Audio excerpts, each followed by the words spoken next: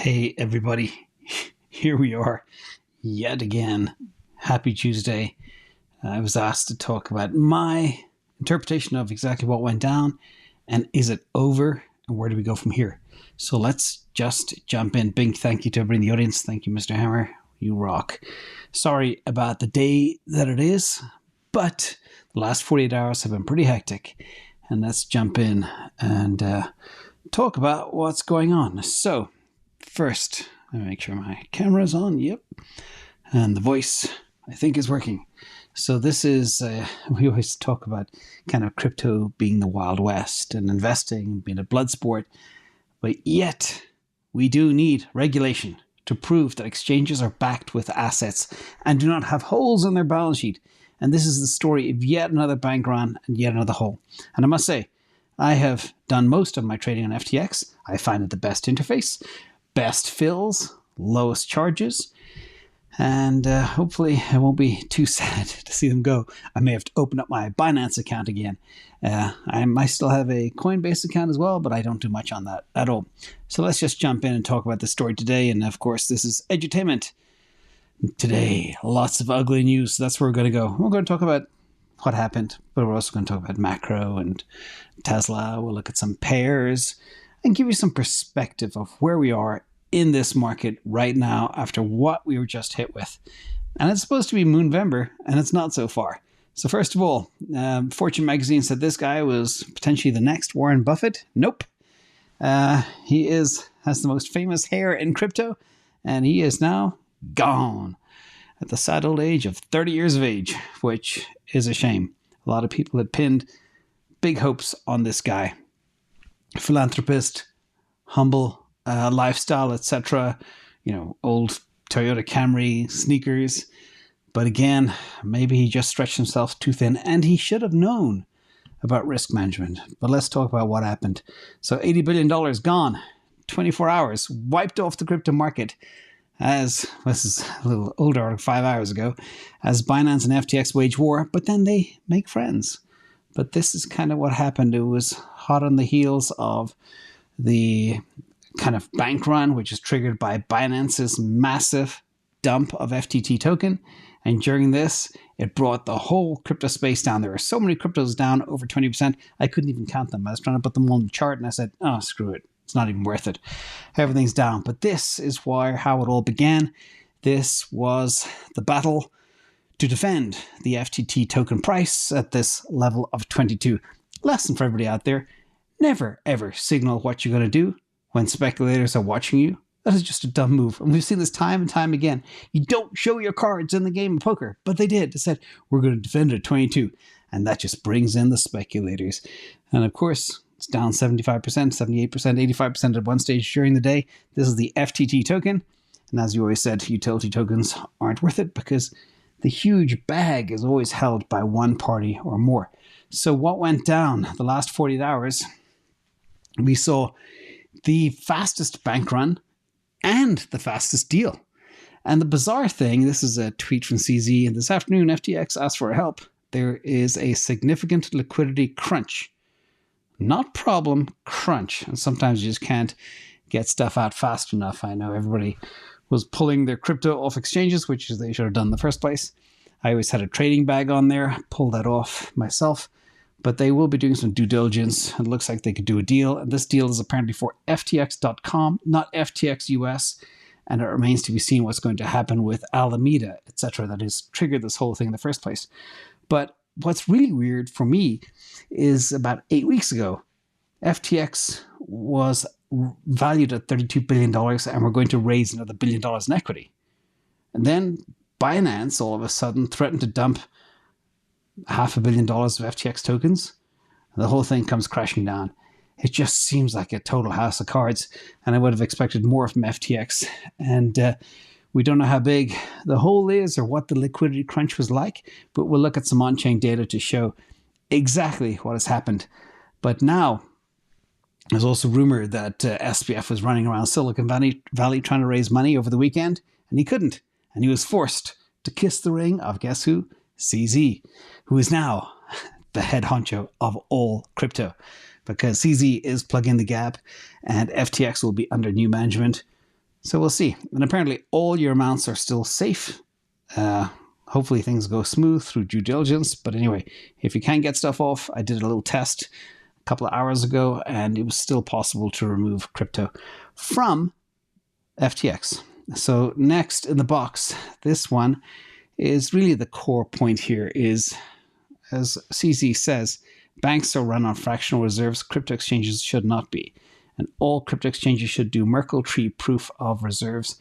And this should be critical as we go forward.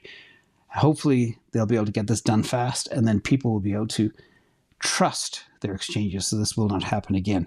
Now, follow the money. This was an interesting sign of distress. But what's interesting is all the money that was pumped into FTX, which didn't have to be able to handle all the withdrawals.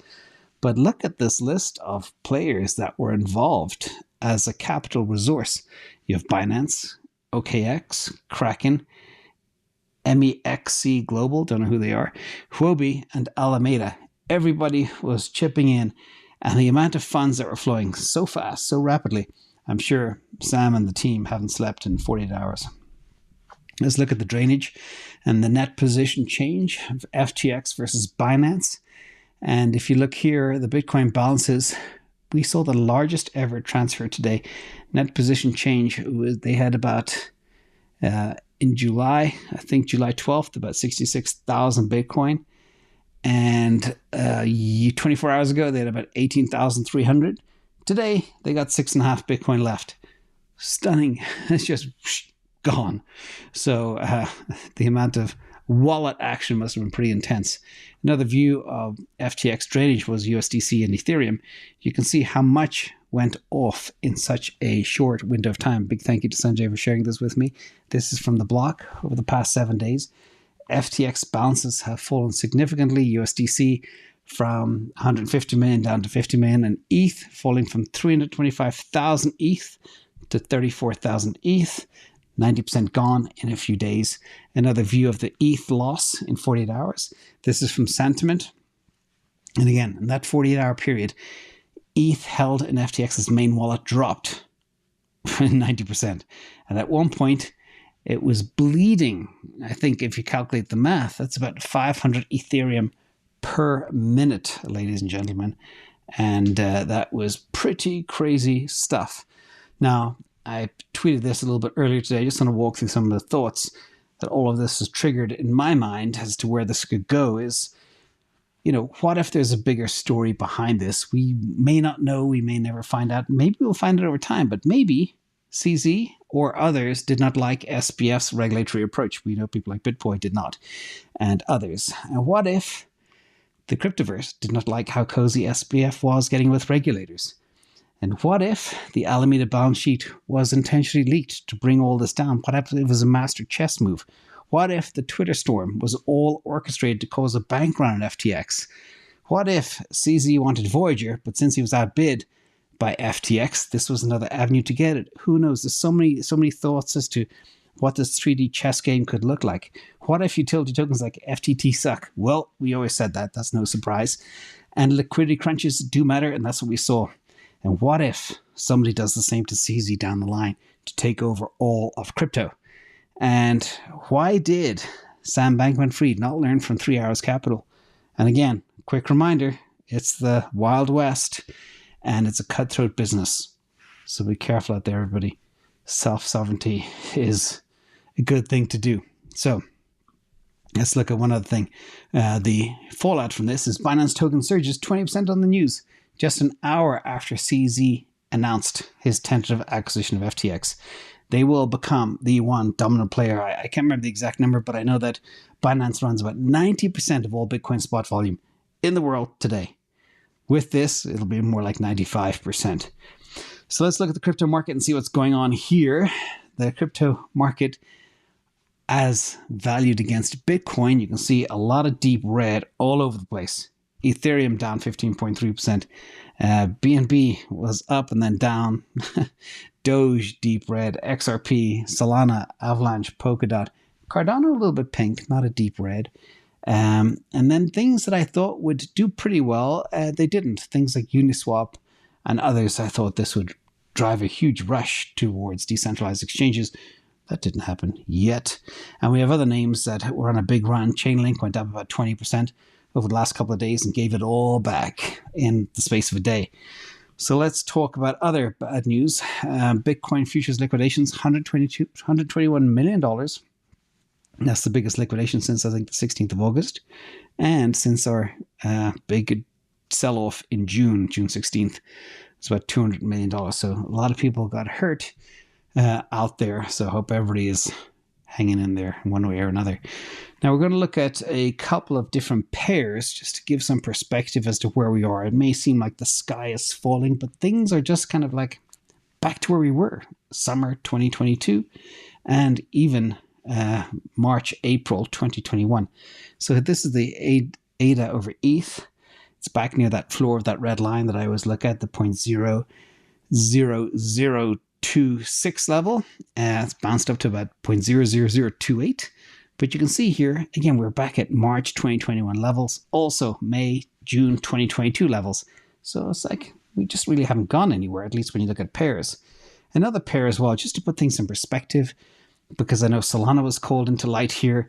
Solana is very much associated with Sam Bankman-Fried, Alameda, FTX, etc. But this is why looking at pairs is very important. And we'll just have to, we'll look at this. This is Solana priced in Cardano. So back in April 2021, that's when I started dabbling with Solana. There was 10 Cardano for every Solana. Then December 2021, it was shot up to 146 Cardano for every Solana. And then it came crashing down to the summer floor of 63 Cardano per Solana. And then just a week or so ago, it was 77 Cardano per Solana, which was 8x 2021 levels. And now we're back at exactly 64 Cardano per Solana, or 6.4x April 2021 levels. So the moral of the story here is, ladies and gentlemen, if you zoom out and look at things in this perspective, if you had a choice of holding one crypto or the other, you'd be 6.4x better off holding Solana over the last 18 months than Cardano. And this is the perspective that I want you all to take away. And this is why looking at pairs and trading pairs is so critical, to be able to know, identify where the floor is, where the roof is, and swap in and out when one gets overheated versus the other. Let's look at another one here. This is Sol versus Bitcoin. And again, we are back down, but we are not as low as June 2022, believe it or not. But we are under the 50-day moving average, the green, and the 200-day moving average.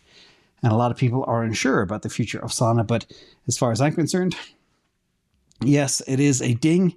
It is a slight headache. The selling pressure we saw today, that brought about a 20% loss. Remember, Solana was trading over $38 on Sunday or Saturday, I can't remember, but 48 hours ago approximately. And now it's basically halved just in 2 days.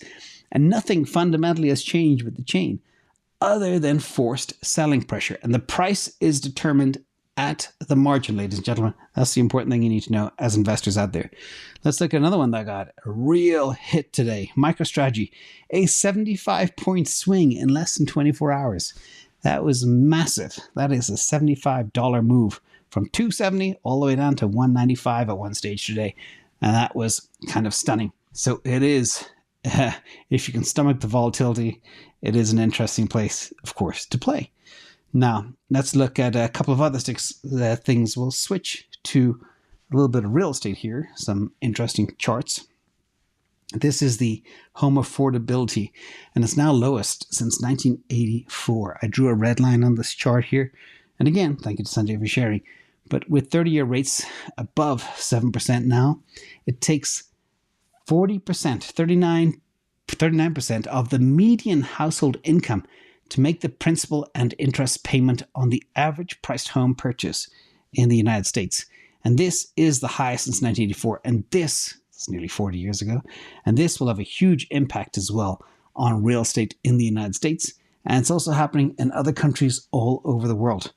And that is staggering. By the way, last time the affordability was this high, guess what the mortgage rate was in 1984? It was over 13%. Now it's half.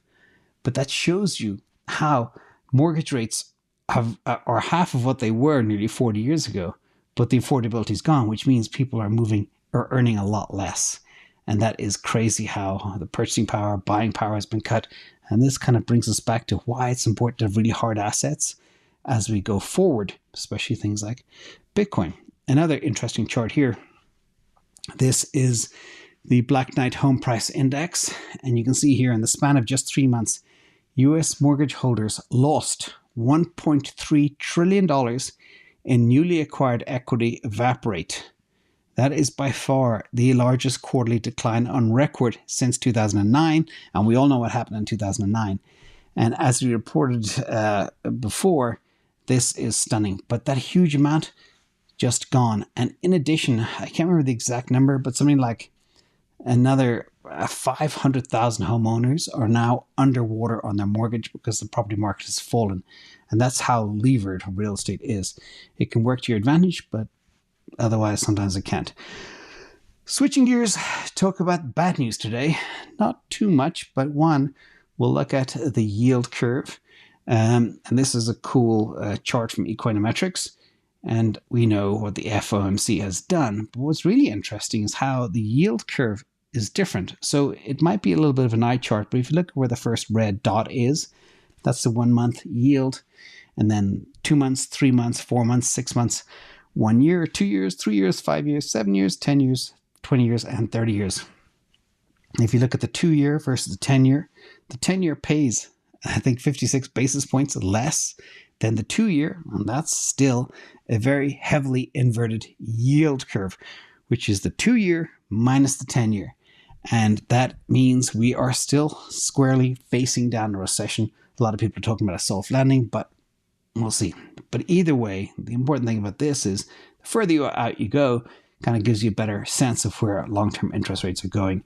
And the overall trend is down because the world is built on debt, a truckload of debt. So they need to fix those interest rates.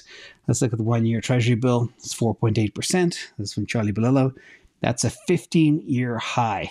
So home affordability, 40-year high. 1-year Treasury Bill, 15-year high.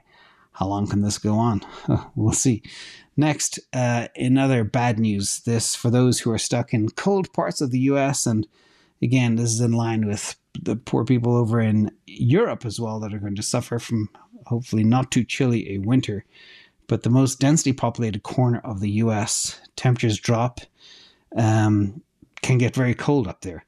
And the signs of a winter crisis are multiplying. Heating oil, which is required in many of these homes in places like Connecticut, etc., they're rationing because panic buying is happening. Stockpiles of diesel and heating oil, which are the same product, sort of, they are being depleted fast, and we are running out. And President Joe Biden is working on emergency measures to solve this problem. So that's not too much bad news. Let's talk about some good news. Believe it or not, in a day like today, which was a horrible day, there's actually some good news. So first of all, let's look at this. The SEC is actually doing something good. And I touched on this in the Sunday Q&A, which happened yesterday. But here, the SEC is now issuing subpoenas to influencers promoting Hex, Pulse Chain, and Pulse X. We all know what they are. It should be very clear. But the Hexagon influencers are getting subpoenaed by the SEC wherever they are. And Hex information channels are apparently filled with information about how the influencers can shred their digital footprint and digital evidence. So it's the Hex loop and the Pulse Chain, all that type of stuff is closing fast. So we'll see. No, I know there's no Hex people in the audience, so I can say that stuff. Next, crypto asset flow was slightly negative for the week, ending last week. Minor outflows of only 15.6 million. And the total outflow for the month so far is about 19. So not really much. And then in terms of the assets that had money flowing into them, kind of interesting.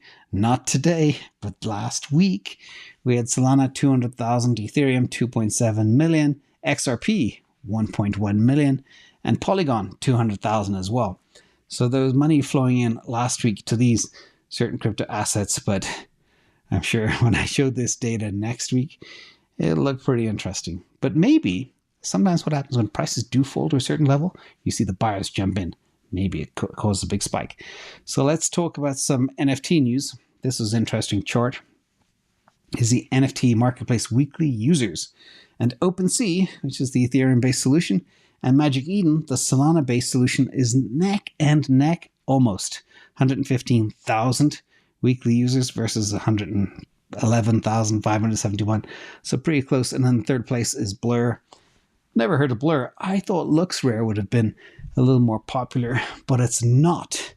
And let's look at the dollar index as well. Another piece of good news. Typically, when the Dixie goes down, Bitcoin goes up. But today, it was caused by a different situation. People selling to raise liquidity to deal with margin calls because of the contagion in the market. So here, you can see the dollar index. The danger zone is up there, that 115 where I have my little red line.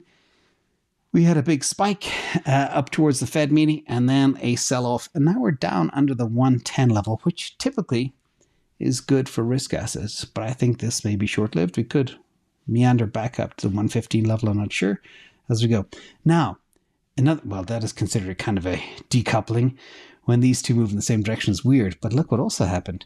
Stocks have decoupled from crypto. Crypto had a horrible red day today. Stocks were mostly green. A lot of the big tech names, Microsoft, Apple, Google, with the exception of Tesla being red, Baba being red, but the rest of the market was pretty good. And speaking of Tesla, despite being red, some interesting news here. This is a report that Tesla earned 8 times as much profit per vehicle as Toyota Motor Company in July to September quarter, despite being outsold more than 7-1. You know, I always talk about how Tesla kind of prints money, high margin, 30% margin on the cars that they sell, and they're only getting better and faster. But to outstrip 8-1 in a car company that's outselling you 7-1 is a staggering statistic when you think about it. Tesla reported about 3.3 billion in net profit in the quarter. Toyota earned about 430 billion yen, which is about $3 billion. And that is staggering. Yes, the yen has also been suffering a little bit around the 140 level last I checked it. And Toyota is in a world of hurt over the next 6 to 8 years, I believe, as all ICE manufacturers are going to suffer. And the leadership of Toyota are not taking the adequate steps to move towards BEV, battery electric vehicles, as we go forward. Now, despite all that, Tesla's still under $200. Why? Because people believe maybe Elon Musk is distracted with Twitter. Of course he is. He's going to work there hard for 2 or 3 weeks, get it all straightened out, and then get back to Tesla. But he says Tesla is good enough on his own. And this is kind of fascinating. Elon scores again, despite Tesla being down. This is really interesting data compiled and calculated by Finbold. And this is per November 8th. Today indicates that Twitter's market share has surged by 56% in 2022. And look at that spike even in the month of July, October to July, up from September. And that is big news. The market share value accounts for desktop and mobile devices worldwide. And you can see that Facebook has gone from 76.85% down to 67.73%. So when one wins, the other loses, and vice versa. And that is a pretty big swing in a very short window of time. And it's only just beginning. However, there are people leaving Twitter, which is kind of fascinating. When you look at the makeup of these companies that are pulling out of Twitter, you either have vaccine companies or car companies that perceive Tesla as a threat, or companies that make poison. Drop a comment below if anybody can see any of the companies that make poison out there. And a big credit to Gurgavin for this list. It's super interesting. And the final piece of news, we'll try and mix it up and give you a broad level of knowledge so you know what's going on. This is kind of positive, especially coming into the elections which are happening in the US today. I believe there will be a change of the guard by tomorrow, if they can even measure people's votes or say that the machines are not broken. We'll see. But this is the University of Michigan Consumer Sentiment, and it is bouncing. It bounced clear off 50, and it's back up to just shy of 60 at 58.6. And that is positive that people are feeling better about the environment. But I don't know what they're looking at. Going into a cold winter, very high mortgage rates, scarce food, scarce energy. I don't know what they're seeing. We'll see. Anyway, with that, everybody, thank you all for being here. Hope you like the content. Sorry about the nasty day in which it was, but we will live again. And for those who have a little bit of powder, it can actually be a great buying opportunity. From the floor of Bitcoin price today to where it is right now, it's up exactly $1,000 in just a few hours. So anyway, be safe out there, everybody. I'll see you all tomorrow. Thanks for being here.